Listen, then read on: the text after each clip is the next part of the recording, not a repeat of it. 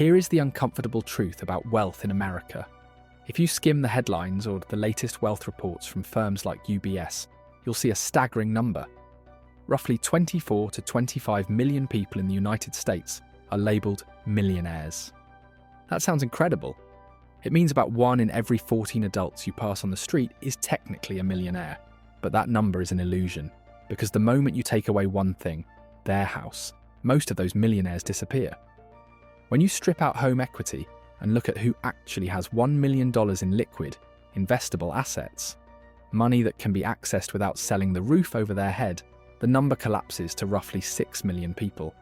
In other words, well over 3/4 of American millionaires are millionaires on paper only. They look rich on a spreadsheet, but they are what I call paper millionaires.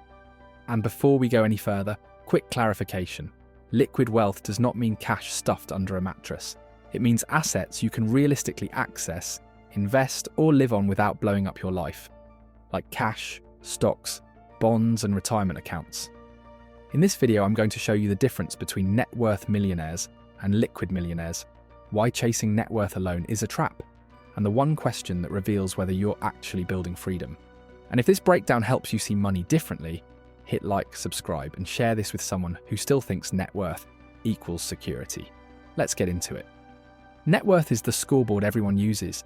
Everything you own minus everything you owe. Your house, your cars, your retirement accounts, your savings, even that box of collectibles in the attic. If that number crosses 7 figures, society hands you the label millionaire. The problem is that not all assets are equal. Some assets give you freedom, others just look impressive. Think of a house like a golden statue. It's valuable, it's impressive, but it just sits there. You can't eat gold, you can't pay your electric bill with drywall, and you can't buy groceries with roof shingles. Liquid assets are different. Stocks, bonds, cash, and income-producing investments are more like fruit trees. They can feed you without chopping down the tree. Here's what the data implies. A meaningful slice of adults qualify as millionaires by net worth. But when you exclude home equity and focus on investable assets, only about 2 to 3% of adults clear the $1 million mark. So picture a room with 100 adults. 7 might be millionaires on paper, only 2 are liquid millionaires. Or picture an airport terminal with 500 adults in line for security. Dozens might be millionaires, but only a small handful have a portfolio they can actually live on without selling their home. This illusion is dangerous because it creates a false sense of security. Your net worth rises as home prices climb. Zillow tells you your house is worth hundreds of thousands more than what you paid. You feel richer, but your life hasn't changed. You still need a paycheck. You still can't walk away. Unless you sell the house, which costs money, disrupts your life, and forces you to buy back into another market. That wealth is theoretical. Trusting theoretical wealth is how people end up house rich and stressed. To see the difference, let's compare 2 millionaires. House rich Harry followed the traditional path. He bought the biggest house he could qualify for. Over 20 years, he aggressively paid down the mortgage.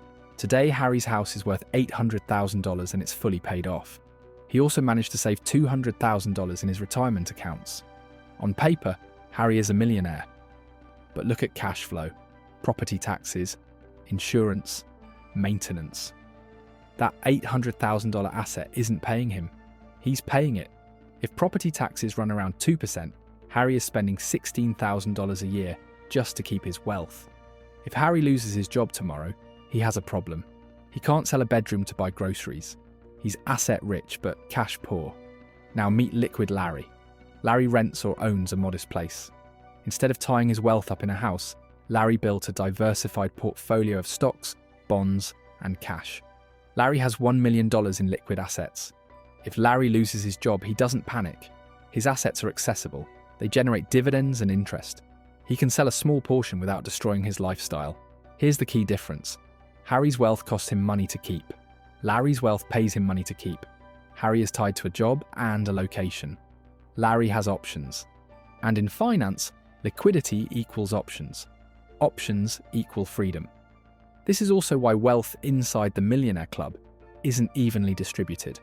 The richest households hold a disproportionate share of the nation's wealth and an even bigger share of the liquid wealth.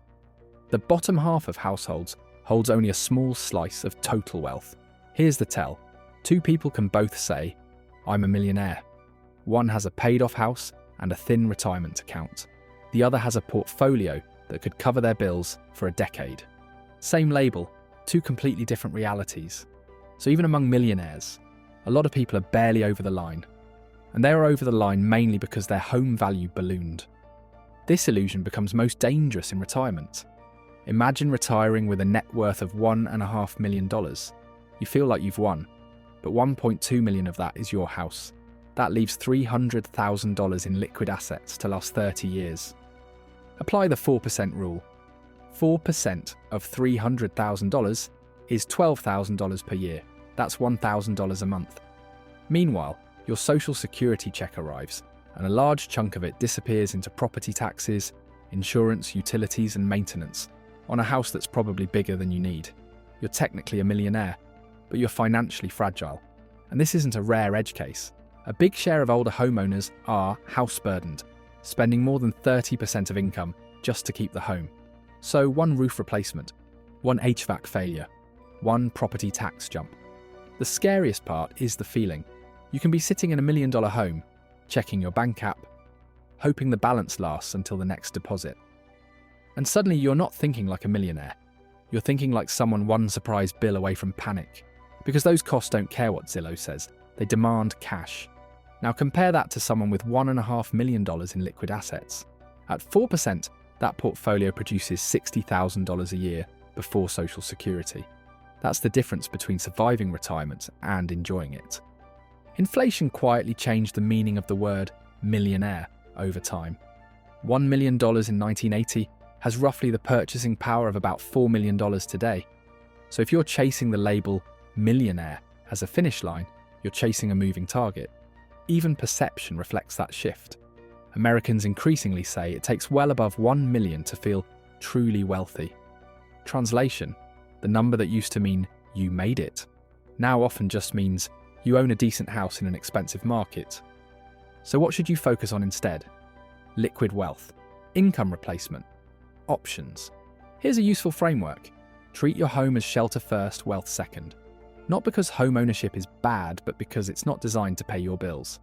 A simple stress test guideline is the 70-30 idea. Keep a maximum of about 30% of your net worth tied up in your primary residence, and keep the majority, ideally around 70%, in investable, liquid assets. Because shelter doesn't generate income, but investable assets can replace it. It's not a rigid rule. It's a way to avoid being trapped in drywall, and you also have to watch the silent killer, lifestyle creep. A lot of people become paper millionaires, then immediately upgrade everything. Bigger house, more car payment, more subscriptions, more fixed costs. So their net worth rises, but their freedom doesn't. Because true wealth isn't just what you've accumulated, it's what your lifestyle requires. Stop asking, what is my net worth? And start asking, if my income stopped tomorrow, how long would my liquid assets carry me? That question exposes reality fast. So here's your action step. Track your liquid wealth separately. Exclude your house. Exclude your cars. If your net worth is $500,000 but your liquid wealth is $50,000, that gap matters. It tells you exactly where your risk is and what you need to build next. Most people don't fail financially because they don't earn enough. They fail because they mistake appearances for security. Net worth looks impressive. Liquidity creates freedom. A house can make you a paper millionaire. Liquid assets make you financially independent. So the next time you hear someone say they're a millionaire, don't be impressed by the label. Ask the real question. Are they wealthy on paper or wealthy in freedom? If this video helped you rethink what wealth really means, hit like, subscribe for more MindCraft breakdowns, and share it with someone who needs this wake-up call. And I want to hear from you. Would you rather be house rich or liquid free? And what's your personal freedom number? The amount of liquid wealth that would change your life? Drop it in the comments. Because the goal isn't to look rich. The goal is to be able to breathe when life gets expensive. This is MindCraft, where ideas become action and action becomes your future.